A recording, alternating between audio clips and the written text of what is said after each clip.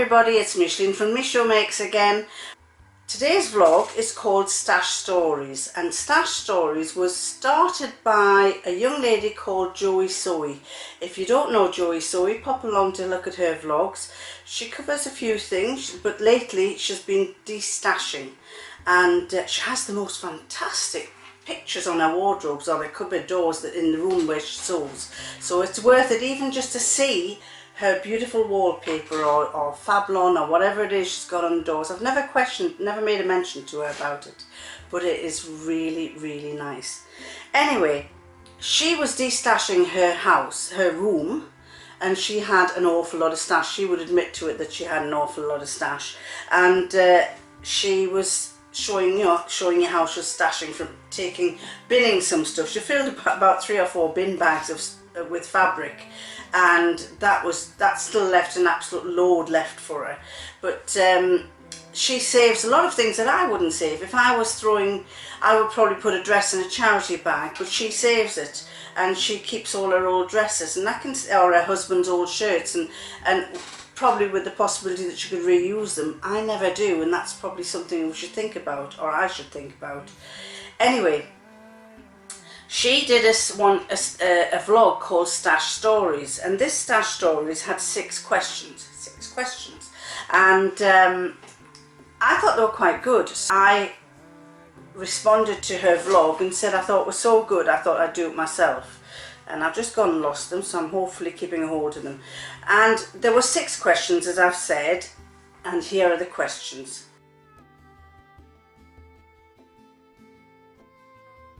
Question 1. Which piece of fabric has been in your stash the longest? Well, this piece of fabric is the fabric that I have had in my stash the longest. I bought it about 20, might be even 30 years ago. I liked it so much, but I didn't know what to do with it. And I bought the zip, I bought the lining, and I just was waiting to find the right kind of pattern. And I wasn't even sure if it was my colour. I'm not overly keen on browns, but the pinks were my kind of colour, and the creams and things. But I'll hold it up. What you can see there, if you can see, it's got little ruffles down, all the way down the length. And if I hold it up, I've got it doubled over here. There's a double. It's 2. I've got probably about 4 meters, and that's what it looks like. And that is, I would say, the oldest of my fabric that I would do something with. So that is it. I really don't know what to make with it, and hopefully one day I will.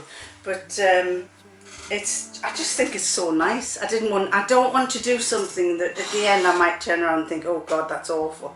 So I've just been putting it to one side and hoping that one day Miss Right pattern might come up, and I might just happen to make something with it. Or I thought maybe it's for a wedding or something, or for a party, but I've just never got round to making anything with it, which is quite a shame. I'm one of these people as well who, when I make things, I tend to put them away in the wardrobe because I like them so much I don't want to wear them. So my shirt dress that I told you that I made last year, that I love to bits, has only been worn once because I just don't want to ruin it. and that's my downfall. Anyway, that was number 1. Question number 2. What's your newest piece of fabric? Well, the other week, before Christmas, I went to the Harrogate Knitting and Sewing Show. Sewing and Knitting Show, one or t'other, and there's a story behind this fabric. I used to rep years ago in one of my other vocations, let's say. I used to sell textbooks to schools, and because my kids were growing up at the time, they used to do the education show down in London, and they used to do a whole, I think it went on for 2 or 3 days, just like the knitting and stitching show does for 3 days. And because my kids were growing up, I would offer to do it because a lot of the other reps had small children and they didn't want to be away from them for that length of time. So I used to offer to do it. But on the first venture that I went there, I'd never been to Olympia before, nor to the Knitting and Stitching Show. And all these people, all these customers came in. I was on the stand with the other ladies, and all these customers came in pulling trolley bags. And I turned to one of the other ladies. I said, "Why have they got trolley bags?" And they said, don't know. Anyway, at one point, one of the customers who had one came up to talk to me about some books that we were selling. And I said, "If you don't mind me asking, why have you got a trolley bag?" And she says, you haven't been to these shows before, have you?" And I went, "No." And she says, "By the time you start and you go right around this show and you pick up all the free brochures and all the free things and you buy the odd this and the odd that," she says, "you can't carry it all. It hurts your back." She says, "In the end, you have to put it in a trolley bag." Well, I should have realised that when I went to the Harrogate Knitting and Stitching Show, because I went with the intention of not spending a penny. And my husband he said, "Do you want some money?" And I'm going, no, I don't want any money. So he gave me, I think it was about £50 to £70. He said, "Go and spend it." So I actually spent more than that. I think I spent about £120. And going round that Knitting and Stitching Show, I was picking up a bit of this, a bit of that, some handbag handles, some fabric, some thread, this, that and the other. But I came to one stand right at the end, and I think it was called Rosenberg's. And they had the most fabulous fabrics that I think are offcuts from the designer stuff and really quality stuff. I was looking at this particular fabric that I'm going to refer to when this lady was standing beside me, and she was quite a bit like me, a bit outgoing, and she went, "Oh, isn't that lovely?" She said, "I really like it. I really like it." And I said, "So do I." She said, "Oh, I'm going to get some." And I was at that point just about to ask the gentleman if I could have some. She said, "I'm going to get some." And she says, Mother, I'm going to get some of this. "Do you like it, Mum? Do you like it, Mum?" And her mother was at the other side, and her mother said, "Yeah, I like it." So anyway, this lady, I let her go first because she had said she wanted it. She pointed out that she wanted it before I did. So she asked for some, and then I said, "Oh, well, I want some as well." And I think she got 2 meters, and I said, "I'll have 2 meters." And then another lady to my left said, "I'll have 2 meters." So we all got 2 meters each. And we also, at the same time, this lady who was the instigator of all this, talk about getting carried along with the tide. She also took a fancy to another fabric, and she said, "What do you think of that?" And I said, "Oh, that's lovely." And she says, "I think I'll have a ½ meter." And so I'm getting carried along. I went, "Oh yeah, I think I'll have a ½ meter." And then this other lady said, "I think I'll have a ½ meter." And I got this ½ meter, and as he's cutting it, I'm thinking, what the heck am I going to do with this fabric? It's not really what I would have bought. Why have I told the man to do me ½ meter? So anyway, that will come up later on in one of the other questions. But the fabric that I got is by, I'll hold it up to let you see, it's very heavy, very, very heavy. And it's got dragons. I don't know if you can see, there are dragons all over it. And it says it's made in Italy, and it's tessuti alta moda. Tessuti alta moda. It's rather like a velvet, but the thing about it is it's stretchy. It has a stretch to it. It's got an elasticity about it that the velvet doesn't have, and it needs a good press. And it's got little bits on it. I mean, there's some creases there that have to be uncreased, but it's my kind of colours. Absolutely wonderful. That is my newest fabric. You'll see it again because I think it's going to be one of my make 9s. I think it's absolutely lovely. And I got absolutely loads. I think there's more, I'm sure there's more than 2 meters. It's quite wide. The width is, oh no, it might be about 150 wide. Absolutely lovely. Right, next one.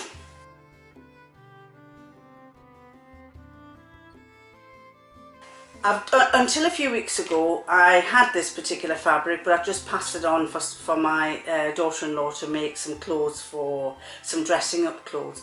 But it was something like this.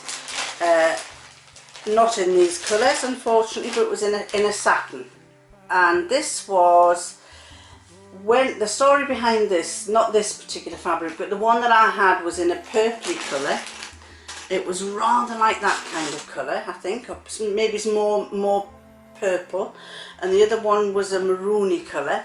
Was my son was into Star Wars. He's now 41, 42, but he was into Star Wars when it first came out, and he wanted a space suit, and they didn't have space suits like they do these days. You can buy them in any supermarket off the hook anytime, but they didn't have those then. So I made him and her a little spacesuit, and every I think he had a little helmet. We bought this little helmet to go with it, and it had padded shoulders. It wasn't any particular spaceman or anything, but it had padded shoulders, and they liked to wear it when Top of the Pops came on. And I don't know if you know Top of the Pops, but Top of the Pops was the top 20 or top 10 music hits that were in the charts, and it used to be on a Thursday at 7:30, and I'd tell them at 20 past, I'd say Top of the Pops is coming on, and they'd run upstairs, put their spacesuits on and their leggings, their knitted leggings, and they'd come back flying downstairs and be dancing in front of the Top of the Pops, jumping around and singing and dancing. And so that the fabric that I've sadly just given away, which is very like this satin, it's got fond memories of my children when they were little kids. The other fabric that has a story behind it is not a full piece, it's just a little piece like that. I've got several of them in a most beautiful velvet. I don't know if you can see, it's a really rich green velvet. And the thing about this is, this velvet is 50 years old, and it comes from my parents' shop, because they used to be jewellers. My father was a jeweller and a watchmaker, and when they moved into a new building, not a new building, but they moved from we used to have a shop, and we lived behind the shop initially, and then they moved onto the main street in the town, and they got a shop and had showcases obviously, and in the showcases they put this velvet on the bottom, and I used to love this velvet because it has the most gorgeous glow in different angles. And I promised myself when I took over the business for a while, and when we eventually closed that building down, the shop down, to run our internet company on a different our internet company, but not doing jewellery and whatever, I just wanted to keep it, and I kept thinking, well, I must try to make something, because this fabric has something to do with my mother, something to do with my father, something to do with me because I took the business over, something to do with the job that they had, which was watches, and it used to make gold jewellery stand out beautifully, gold and silver jewellery, absolutely, when the light was shining on it, it just caught your eye. And when you folded it like that, it had a lovely glow to it. So that one is my second story one, and I love that. I really have to find something to do with it. I might make a little bag of some sort. Then what's the next question?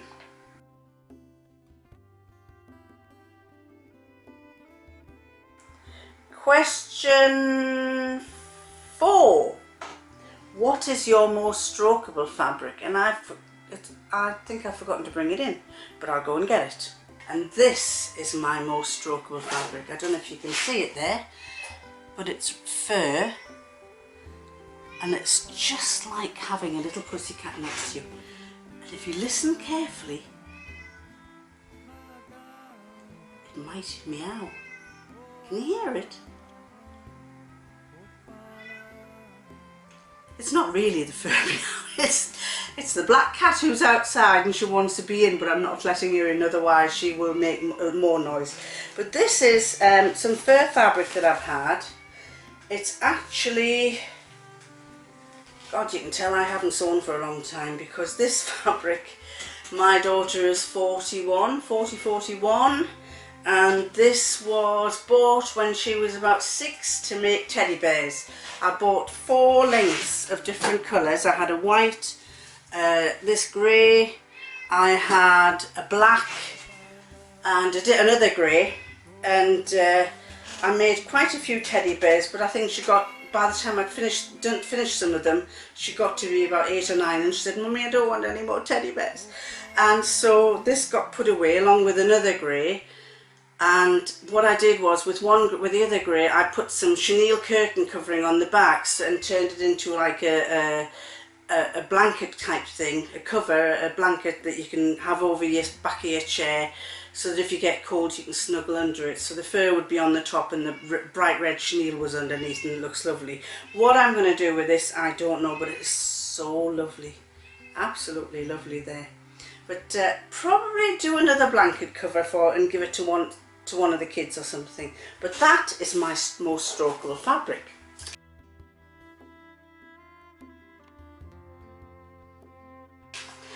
Question 5.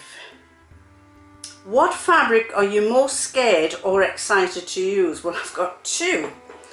One is I'm kind of excited to use and I'm not scared of. And the other one is I'm scared to use it and I'm not excited about using it. This first one, I've seen a lot of people on in Instagram who've made dresses from it, and this was something I bid on this time last year on eBay, and I put a 99p bid on it and I won it, and the postage was free, and it was coming all the way from China, which was kind of nice, but kind of, you know, how can you compete with that? £1 for this. And it's actually, I would imagine it's quite expensive. The only thing was I could only get a metre of it, and it's that. I think it's this way. It's some like chiffony stuff with embroidery all the way. It's beautiful, absolutely beautiful. I find it very exciting fabric, but I really don't know what to do with it. The simplest thing I thought was maybe to make a nice scarf out of it, so that I could, like that, you can see the embroidery. I'd probably get 2 scarves out of that. But other than that, I've never been one for having see-through tops and things, or see-through sleeves, but I really must find something that I can do with it. So if you've got any ideas, I'd be happy to hear them. You never know, I might take you up on it, or I might think, oh no, I don't know if I want to do that. But I just think that's lovely, and all for 99p. So that's I'm excited about. And this is the one. This other one is the one that I got off it from Abraham's at the same time as that lady. And I met her mother when I went to I met the two of them again when I was walking. They were coming into the toilets, the bathroom or the toilets, as I was going out, and the mother said, "Are you a teacher?" And I said, "Well, I used to be." She says, "Oh, I know." She says, "I can see you were." She says, "We were as well." So obviously we teachers are quite bossy, talkative people. But this is it. Now, what on earth I am going to do with that one piece of ½ metre, I do not know at all.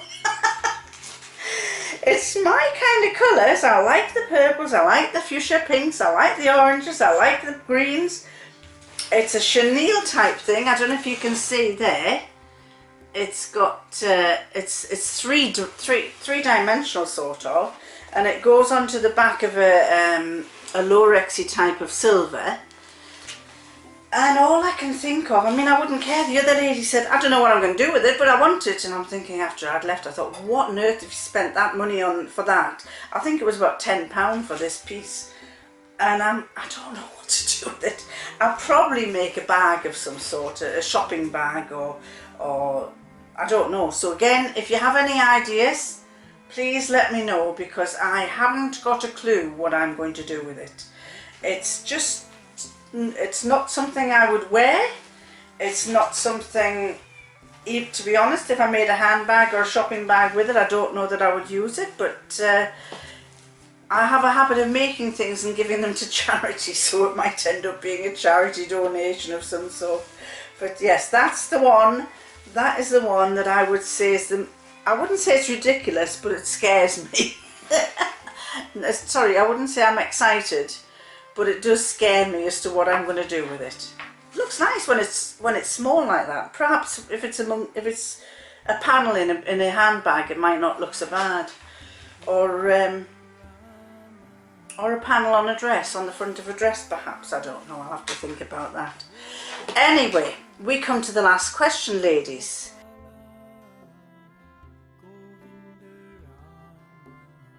And the last question was, question 6, what's the most ridiculous fabric in your stash? Well, apart from that one that I've got, the most ridiculous one is one that I've got, and it's a one I got from Textile World, I think it was, and it's the likes of these. I started sewing again in January last year, and I got into this, hooked onto what everybody does where you're buying online, which by the end of last year I was beginning to realise it's not financially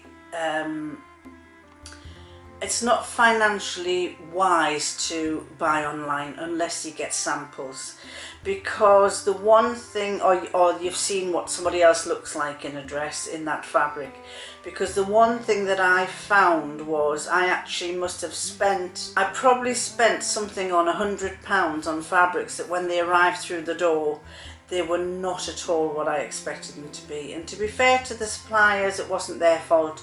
I didn't know what they'd look like. And this is a perfect example of what I mean. I got this from Textile World or something, I think it was. And I had previously bought some nice things from them, so I kind of thought, right, well, they do some nice things.